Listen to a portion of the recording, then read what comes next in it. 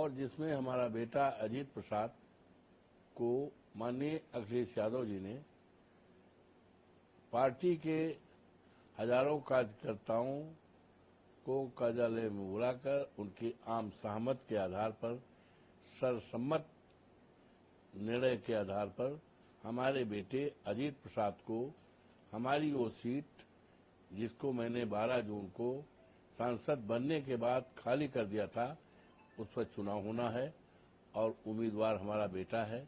Bharatiya Janata party पूरी तरह से उसको जानकारी है कि हम कुछ भी करेंगे, लेकिन भारतीय जनता पार्टी इस चुनाव में कामयाब नहीं होगी।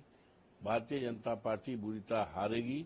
इसीलिए माननीय मुख्यमंत्री जी ने भी लगातार 3-4 मीटिंगें यहाँ की है, उसका कोई रिस्पांस नहीं है, बल्कि उल्टा रिस्पांस है।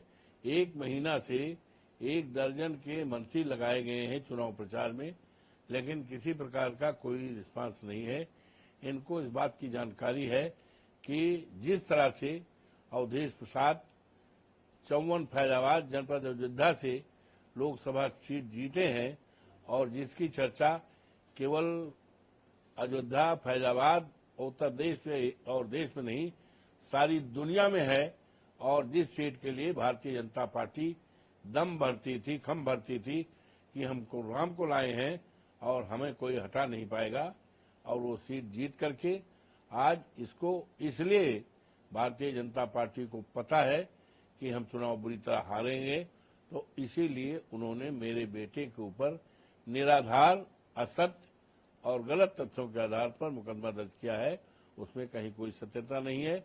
और दूसरी बात यह है, और जो महत्वपूर्ण बात है, बहुत महत्वपूर्ण बात है, हाजीपुर बरसेंडी एक गांव है जो विधानसभा क्षेत्र मिल्कीपुर में लगता था, अब वो बदल करके बीकापुर में हो गया है। लेकिन आज बीकापुर होने के बाद भी मोर देन 95% मतदाता वही हैं जो सोहवल में थे, 7 बार हमें जिताए थे। उसी क्षेत्र का एक गांव है हाजीपुर बरसेंडी, जिसमें एक गरीब पासी बिरादरी का दुखीराम, जिसकी उम्र 35 साल की, और उसके बाप का नाम राम अवतार, बहुत गरीब था, और वो ठेला पर सब्जी बेच बेच कर शाम को अपने बाल बच्चों का रोटी खिलाता था, परवरिश करता था।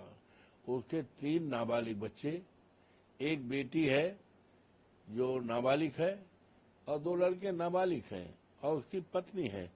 तो 18 तारीख को अमरपुर में, हाजीपुर बरसेंडी का एक पुरवा है अमरपुर, वहां पर कोटे का चुनाव था। ये दुखीराम समेत गांव के हजारों लोग, महिलाएं सब गए थे। दुखीराम भी मतदान करने गया था। मतदान करके जैसे लौटा और उसने ये कहा कि ये शेड्यूल कास्ट के लिए था, ये हरिजन की सीट थी, हरिजन का कोटा था, ये सामान्य लोगों को कैसे दे दिया गया, किसने दे दिया? ये जैसे बोला तो वहां के दरोगा एसओ ने उसको डांटा, गाली दिया, जात सूचक का बराबर साले को, और धक्का मारा, गिर गया, और विद द रिजल्ट वो बेहोश हो गया। बेहोशी हालत में जिला अस्पताल आया, और जिला अस्पताल आया और वहां पर मृत घोषित कर दिया गया। इस बात की सूचना 19 तारीख को जब पोस्टमार्टम हो रहा था, तो हम एक मीटिंग कर रहे थे, हमारे साथ कई लोग थे, तो वहां के एक प्रधान जी हैं, रामचंद्र जी बैठे भी हैं, इन्होंने सूचित किया, मंत्री जी गजब हो गया। हमने कहा का गजब होगा? कहीं इनका यहाँ कोटा के रहा है, और एक अपनी बिरादरी का 35 साल का था, ऐसो रनोही ने ऐसा धक्का मारा, ऐसा डांटा कि हाथ फेल हो मर गया। तो और हजारों मनई आवा है, यहाँ मेहरारू आई हैं, तमाम आदमी लोग आए, हजारों 1500 आए हैं, आइए आप।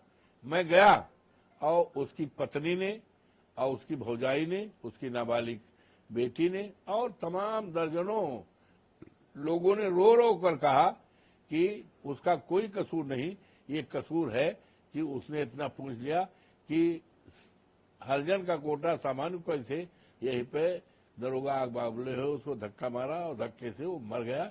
इसकी दरखास्त भी उसने, उसकी पत्नी ने ये दरखास्त भी दिया। सबको गई है दरखास्त, आप भी लेना चाहेंगे ले लेंगे या पढ़ लीजिएगा। ये सारी चीज है ये।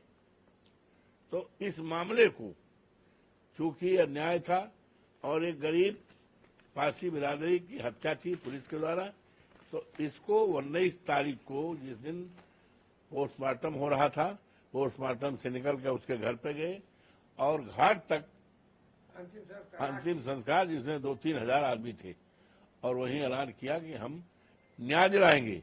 और कल उसके घर पर करीब 3-4 हजार की भीड़ थी, शोक संवेदना व्यक्त किया और ऐलान किया कि उसके साथ न्याय किया जाए। रोते बिलखते परिवार को उत्तर प्रदेश सरकार कम से कम 50 लाख रुपए दे, उसकी पत्नी को सरकारी नौकरी दे और एक गल्ला का दुकान दे, जिससे उसके 3 बच्चे जो है अनाथ हो गए हैं, कोई देखने वाला नहीं है, उसकी जीविकोपार्जन हो जाए। और FIR करके जो जगमता ने प्रार्थना पत्र दिया है, DM को संबोधित दिया है, सबके पास गया भी है। जगमता की दरखास्त के आधार पर ये शोक के खिलाफ मुकदमा दर्ज किया जाए, उनको सस्पेंड किया जाए, जेल मिल जाए, उसको न्याय मिले और बहुत जल्दी किया जाए। और नहीं तो 1 तारीख को फैजाबाद मुख्यालय पर बड़े पैमाने पर समाजवादी पार्टी के तत्वाधान में हजारों हजार की भीड़ के साथ हम सत्याग्रह करेंगे, धरना करेंगे, प्रदर्शन करेंगे और न्याय की गुहार देंगे, कराएंगे। और इस गरीब आदमी को, अनुसूचित जात का जो पारसी बिरादरी का है दुखीराम पारसी, उसके परिवार को हम न्याय दिलाने के संघर्ष करेंगे।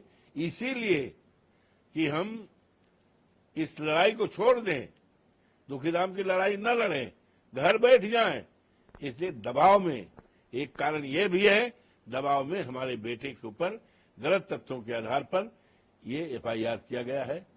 हमारी 50 साल की राजनीति है, मेरे ऊपर कहीं भी कहीं कोई मुकदमा नहीं, हमेशा पाक साफ जिंदगी रही है और पाक साफ आचरण रहा है, जिसका नतीजा रहा है कि यहाँ की महान जनता ने 9 बार मुझे विधायक बनाया, 1 बार सांसद बनाया, मेरी पत्नी सोना देवी को जिला पंचायत अध्यक्ष बनाया और जिले में कहीं भी मेरे ऊपर कोई दामन में काला नहीं है।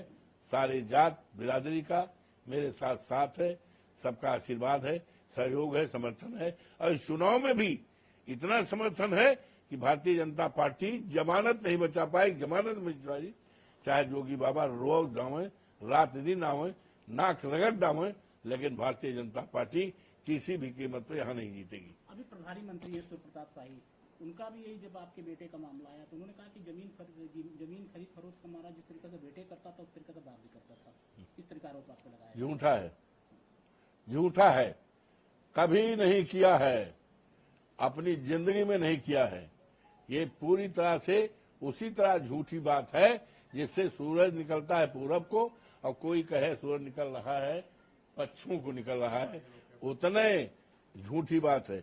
इतनी झूठी बात है जैसे दिन का 12 बजे हो और कहीं रात का अंधेरा है, उतना झूठा है। कहीं कोई ऐसी बात नहीं है। ये सब हताश हैं, निराश हैं, ये लगाए गए हैं, ड्यूटी में 1 महीना लगे हैं, इनको पता है हमारे हाथ में कुछ मिलने वाला नहीं है, अनाप शनाप गनाप ये बात करके लोगों को वो किया जाए, इससे इनका नुकसान होगा, इनका फायदा नहीं होगा। भारतीय जनता पार्टी जमानत नहीं बचा पाएगी।